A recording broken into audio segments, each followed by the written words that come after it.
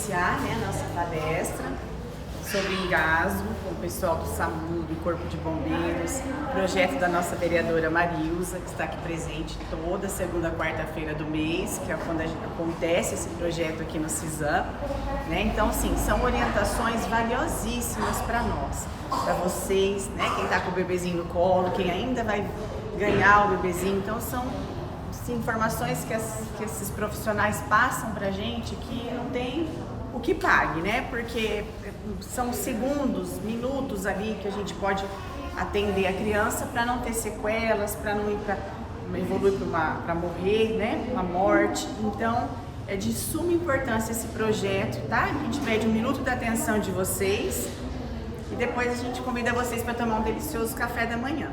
Vou passar a palavra para a vereadora, falar um pouquinho e daí a gente inicia, tá bom? Obrigada pela presença. É com muita alegria que eu estou aqui hoje. Cada mês que eu venho, parece que o meu sentimento de alegria aumenta, porque eu sempre acompanhava o caso de engasgamento em recém-nascidos, né, pela mídia. E a gente acha que na nossa cidade nunca vai acontecer, nunca tem casos. E depois que eu elaborei esse projeto de lei, aí a gente começa a dar maior atenção à causa. E a gente percebe que, conversando sempre com o SAMU, com o bombeiro, e acompanhando ainda pela TV, pela rede social, a gente começa a constatar que Arapongas tem casos sim, né? Mês passado tivemos um no Alto da Boa Vista, um caso de a criança se engasgou com o leite materno. A gente sabe, quem já é mãe aqui sabe que quando a gente começa a amamentar, o jato de leite vem muito forte, né? Bate na gargantinha do bebê, é onde afoga e é onde a gente fica desesperado. Chacoalha, vira de cabeça para baixo, né? Marido corre para lá e para cá e chama alguém. Se tiver mãe ajudando, né? A gente já foi mãe, eu tenho um neto e parece que a gente nunca foi mãe, a gente se desespera também. E graças a Deus, lá no Alto da Boa Vista, acho que estava passando 2 policiais que conseguiram socorrer e tiveram que enfrentar ainda o cachorro da casa, um pastor alemão que não deixa ninguém entrar no quintal. Então a gente fala, puxa, eu ouço que lá em São Paulo teve, que lá em Curitiba teve, e nós temos aqui também com frequência, tá, gente? Então, parabéns para vocês que estão aqui hoje. Vocês estão sendo privilegiadas de um treinamento que é rápido, mas que vai ajudar muito. De repente, não com o seu bebê, mas de repente com o teu filho maior, com o seu sobrinho ou com a sua vizinha. Por isso que eu peço para vocês, que vocês estejam divulgando para as amigas gestantes, para as amigas que trabalham, porque não é só para a gestante. Esse treinamento é para os cônjuges, para as pessoas que têm interesse em participar, em aprender. Eu tenho uma pessoa também que estará conosco, acho que no próximo mês. Ela está indo embora para os Estados Unidos e lá ela vai ser babá. Então ela já vai levar a declaração que ela vai receber aqui. Tem uma outra também que é fisioterapeuta, que ela vai vir fazer também, porque já é uma declaração que vai fazer parte do currículo, vai enriquecer o currículo. Então, gente, o que nós aprendemos aqui, nada é perdido, tá? Se eu não, de repente, eu precisar salvar o meu filho, eu posso salvar o filho do vizinho, eu posso salvar o meu aluno lá na escola, quem trabalha com criança, ou lá na casa da patroa onde vocês trabalham, né? Então é isso. Nós temos que fazer o papel de multiplicação. Nós vamos multiplicar o nosso aprendizado, tá? Que vocês, eu espero que vocês saiam daqui também felizes, né? Contentes com o aprendizado, porque eu mesma, cada vez que eu venho aqui, eu aprendo uma coisa diferente. Eu já estou com 58 anos de idade. Eu falo, nossa, então eu volto lá atrás, quando eu tive minhas filhas, eu não sabia nada. Foi pela glória de Deus mesmo que a gente foi, né, desengasgando, porque criança engasga. Então, quando começa a comer também, né? Quando começa a andar, engatinhar, que pega as coisas no chão, pôr na boca. Então, é um aprendizado muito rico, tá? Que Deus abençoe vocês e muito obrigado pela presença. É um imenso prazer novamente, né, estar aqui para falar um pouquinho desse assunto que nós consideramos, assim, de suma importância. Porque como a vereadora Marilza falou, a Juliana falou, é um assunto que praticamente está diariamente inserido ao nosso trabalho, tanto do SAMU quanto do Corpo de Bombeiros. Como a própria Marilza falou, a Polícia Militar. Tem a Guarda Municipal também, porque a Polícia Militar e a Guarda Municipal são equipes que estão, né, rodam a cidade inteira o tempo todo e normalmente eles estão mais perto da ocorrência, né? Então, por isso que algumas vezes vocês podem se deparar com eles prestando, de repente, esse primeiro auxílio, esses primeiros socorros aí, alguma criança engasgada, né? E com isso, então vocês acabam se deparando com isso. Por quê? Porque na hora do desespero, na hora que acontece aquela situação, todo mundo fica apavorado dentro da residência e acaba ligando o primeiro número que vem na cabeça, né? Muitas vezes não acaba lembrando o telefone do SAMU, não acaba lembrando o telefone do bombeiro, ou de repente acaba ligando e está dando ocupado, então a pessoa acaba buscando socorro aos outros órgãos, né? Então a primeira coisa que eu falo aqui para vocês, antes da gente começar a falar sobre o caso, do engasgo mesmo, é o telefone das unidades, né, de socorro, que no caso o SAMU é 192 e o Corpo de Bombeiros 193. São 2 telefones gratuitos que funcionam 24 horas, né? Então é um telefoninho que é importante você que é mãe, né, você que está gestante, deixar salvo ali de repente para você não esquecer, porque na hora realmente acaba dando um branco e de repente se você acaba precisando, né, acionar esse tipo de socorro para qualquer emergência, seja ela qual for, seja com seu filho ou algum outro tipo de emergência, então para que você ligue para o telefone certo, né? Por quê? Porque dentro do SAMU, principalmente, existem 2 tipos de serviço, né? Nós temos o suporte avançado e o suporte básico, né?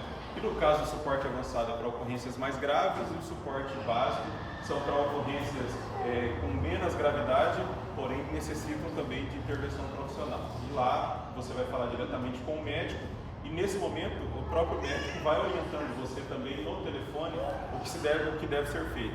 Então por isso que é importante você ter calma, né? Tentar pelo menos ter calma na hora do desespero e fazer o chamado, né? E quando a gente fala de crianças, né?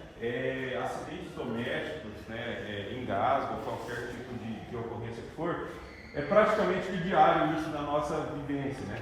A última ocorrência com criança que era Pongas foi no meu plantão, acho que deve ter uns 2 plantões atrás, uma criança do tamanho desse garotinho aqui, eu acredito com 2 anos de idade, enfiou a mão no cilindro de pão e ficou com a mão travada no cilindro de pão. Então mobilizou bombeiros, SAMU, caminhão de bombeiro, para desmontar o cilindro de pão lá e liberar a mão da criança, né?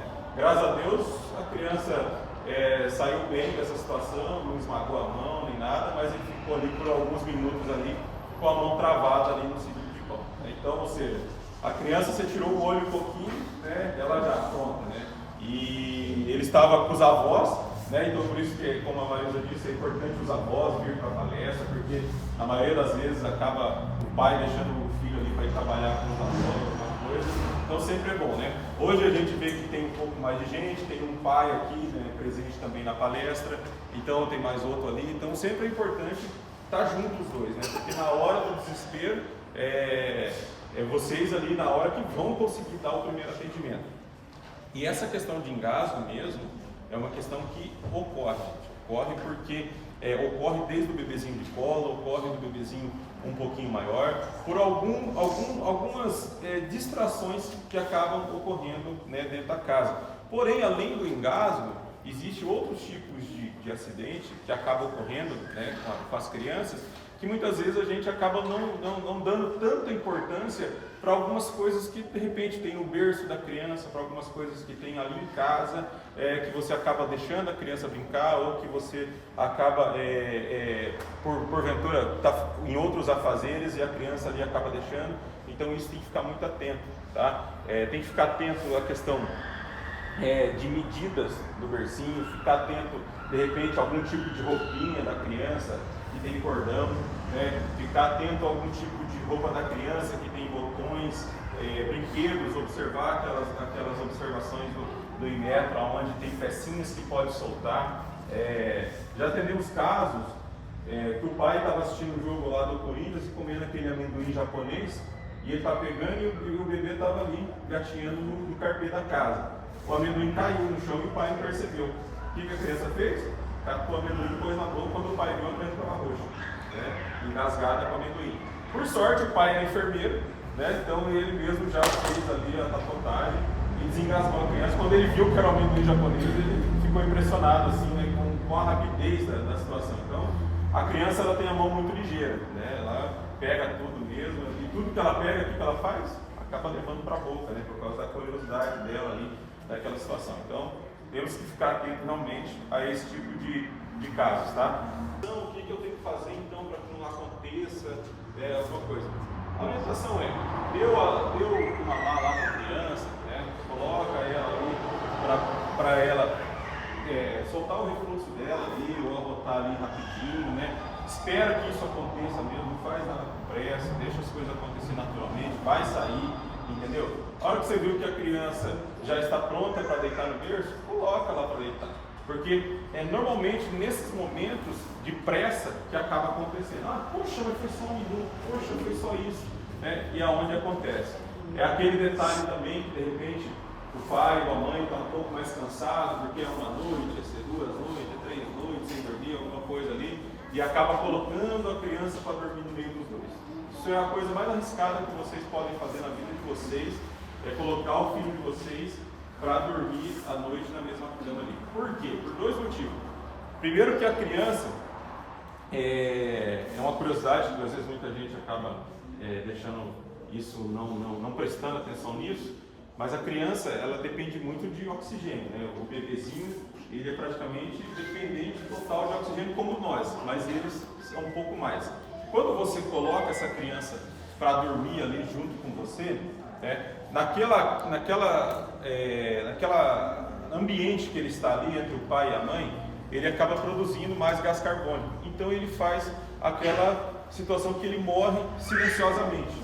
Ele morre silenciosamente por quê? Pela falta de oxigênio naquele ambiente ali, certo? E também tem aquela situação que o nenê, que o pai ou a mãe acaba o quê?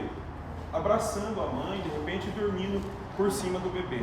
E aí também isso acaba sufocando o nenê e matando a criança. Então acontece de, chamou o SAMU lá, a gente chega, já atendia a ocorrência assim, o nenê está lá, dá a impressão que ele está dormindo ali, né? Mas na verdade ele já infelizmente faleceu e acaba não dando tempo de fazer nada, porque essa situação ocorreu ali na madrugada, e depois que o pai e a mãe acordou, daí eles perceberam que a criança não se mexeu mais e acaba acionando a gente, então isso acaba ocorrendo, né? Então são situações que a gente orienta que vocês têm que tomar certo cuidado, né? Muitas vezes isso você ajuda a você ter uma boa noite de sono, que a criança acaba ficando mais calma contigo ali, deitada do lado, mas é um risco que vocês estão correndo, né? E é acidente que acontece de forma fatal, tá? A gente já atendeu nenhuma e nem 2 ocorrências dentro daqui de Arapongas desse jeito, e infelizmente, por falta de conhecimento, muitas vezes, com certeza, né? Isso acaba sendo um risco para vocês, né, pais, deixar o filho deitar ali e dormir junto na cama, tá? Você tem que ter, o quê? Tentar ter calma, né? Isso é o básico de tudo, né? Ter a calma ali, primeiramente, acionar o socorro, tá? Aciona o socorro para vocês, para que a gente desloque até a sua residência, para te dar esse auxílio também, e também que você tenha o mínimo de conhecimento para tentar fazer a desobstrução dessa via aérea da criança ali, ou seja, desengasgar essa criança, esse bebê que seja, para que você tire ele dessa emergência, tá? Então o primeiro passo que você vai perceber normalmente que a criança começou a ficar um pouquinho roxa. Você viu ali no bercinho que ela começou a ficar roxa, começa muitas vezes a ficar com os braços agitadinhos, né? Então observa se essa criança não está engasgada. Como? De que forma? Tentando abrir a boquinha dela ali e observando a coloração dela. Você percebeu que ela não está respirando, aí você já tem que ou pede ajuda, correto? Ou você inicia as manobras, tá? Então as manobras sempre vai iniciar pelas costinhas aqui da criança, tá? Sempre você vai iniciar fazendo pequenos tapas nas costas da criança. Como isso deve ser? Então você vai segurar a face da criança aqui com a mão, tá? Tentar colocar ela no seu braço, né? E ficar nesta posição que eu estou aqui, correto? Coloca as perninhas aqui, né? O braço no meio das perninhas, ela voltada para baixo, 45 graus nessa posição aqui igual eu estou. Com a mão mais ou menos em concha, aqui na parte de baixo da mão aqui, você vai bater 5 vezes nas costas dele, certo? Então nós aqui não temos as escápulas aqui, que é as asas de anjo, né? Que nossas mães falam, né? Que a gente tem as nossas asinhas de anjo. Então, no meio das asas de anjo, então, das crianças, no meio das costinhas, você começa com 5 tapinhas. Vai fazer 1, 2, 3, 4, 5. Fez isso, ó, você vai fazer o quê? Segura aqui na cabeça da criança e você já vira ela de frente, ó. Você não vai ficar pegando ela e tentando virar, não, ó. Do jeito que você está aqui, deu 5 tapinhas, 1, 2, 3, 4, 5. Já vira ela de frente para você e verifica se voltou alguma coisa. Verifica se voltou algum leite, alguma coisa, ou se ela voltou a chorar. Não voltou, no meio dos mamilinhos, né? Os mamilos da criança, nós temos esse osso bem durinho que a gente tem aqui, todo mundo tem, inclusive as criancinhas, certo? Com 2 dedos retos, você vai fazer 5 compressões, mas não é assim, ó. Às vezes a gente vai, e essa aqui não precisa bater, tá? Essa aqui você vai pressionar, ó. Você vai pressionar 5 vezes, certo? Feito isso, olha novamente, vê se voltou alguma coisa. Não voltou, você vai virar ela novamente de costa para você e dá mais 5 tapinhas. Feito isso, vira, confere e vai fazendo isso até desengasgar, certo? Então, 5, começa com 5 tapinhas, certo? Vira 5 compressões aqui no peitinho da criança, tá? Então, ou seja, como eu falei, você só vai parar de fazer isso quando a criança vomitar, de repente, aquilo que está engasgando ela, pode ser um leite, mas pode ser qualquer brinquedinho, qualquer corpo estranho, qualquer coisa, certo? Então ela vai pôr para fora, a tendência é que ela põe para fora tudo isso, ou também pode acontecer dela não pôr para fora, pode acontecer disso aqui descer, pode acontecer de ir para o estômago direto, certo? Qual é o sinal que você tenha certeza que ela não está mais engasgada? Ela vai começar a chorar. Ela vai começar a chorar. Normalmente, a hora que você faz os tapinhas, se é leite normalmente, com os tapinhas acaba soltando, tá? Acaba soltando. Quando é algum corpo estranho, acaba sendo um pouco mais demorado ou um pouco mais difícil. Então você acaba tendo que fazer também aqui as compressões no peito, tá? Então você vai revezando, 5 tapas com 5 compressões, 5 tapas com 5 compressões, até ela voltar a chorar. Então você não vai parar nunca. A ambulância chegou na frente da sua casa, você já pode ir lá fora, pode dar a criança ali para o pessoal da ambulância que chegou, seja do bombeiro, ou do SAMU, ou a polícia militar, ou a guarda municipal, que nós vamos continuar os procedimentos, ou vamos verificar se caso ela desengasgou, né, qual é a situação ali, por exemplo, o médico, o enfermeiro que chegar para atender, vai fazer uma ausculta no pulmãozinho, vai levar ela também para o hospital para fazer um raio-x, para se de repente alguma coisa ali ficou no pulmão dela, ou foi para dentro do pulmão e pode virar uma pneumonia, alguma coisa assim. Então, por isso que a grande importância do socorro ser acionado, tá? Tem situações que acaba acontecendo, que também não é errado, do pai ou a mãe, né, ou parente, ou pedir socorro para um carro passando na rua, né? Várias vezes também acontece que o pessoal ir direto lá na base do SAMU, né? Acontece de ir direto lá na base do SAMU, pedir o socorro porque o filho está engasgado. Então já aconteceu também da gente fazer o desengasgo de criança, porque o pessoal bateu lá no portão lá. Qual é o risco disso? De não ter nenhuma ambulância lá, né? Então por isso que é interessante você acionar, porque às vezes a ambulância está todas elas em ocorrência e de repente está voltando para a base ainda, então você chegar lá e não se deparar com uma viatura, né? Então por isso que é importante você telefonar, porque telefonando vai alguma unidade lá para você, independente, nem se a gente for com um paciente dentro da ambulância, mas nós vamos lá dar um jeito de socorrer vocês lá para dar esse auxílio, tá? Uma coisa mais importante, por exemplo, uma criança do tamanho dele aqui, né? Quando o filho de vocês estiver do tamanho, como que é o nome dele? Do tamanho do Lourenço. O que a gente percebe hoje? Muita mãe dá o celular para a criança comer, né? Ele só fica quieto vendo a galinha pintadinha lá, não sei se a galinha pintadinha hoje, né, está prevalecendo, mas ele só fica quieto assistindo lá o youtuber não sei o que, né? Gente, criança na hora de comer, a atenção dele tem que estar na comida, tem que estar na comida. Não desvia a atenção da criança para nada durante a alimentação dele. Tá? Deixa ele comendo, educa ele, coloca ele de uma forma que ele não desvie a atenção dele para nada, não barganhe nada com ele para que ele possa comer. Primeiro que ele não vai prestar atenção na mastigação dele, ele vai só colocando colher dentro da boca, só colocando colher dentro da boca e colocando comida. Não vai mastigar da forma correta para ele engolir de uma forma mais tranquila. Então, de repente, ele põe lá um pedaço de carne, de repente, e não mastiga, certo? E aquilo acaba também parando. Isso estou relatando por situações que acabam acontecendo. Muitos falam que tem que deixar de barriga para cima. Isso, exatamente. Por que a criança ela tem que ficar de barriga para cima do berço, né? Nós orientamos assim, se for possível você comprar um berço que leva lá o estradinho do colchão, melhor, né? Ele vai levar um pouquinho o estradinho e a criança vai ficar deitada, né?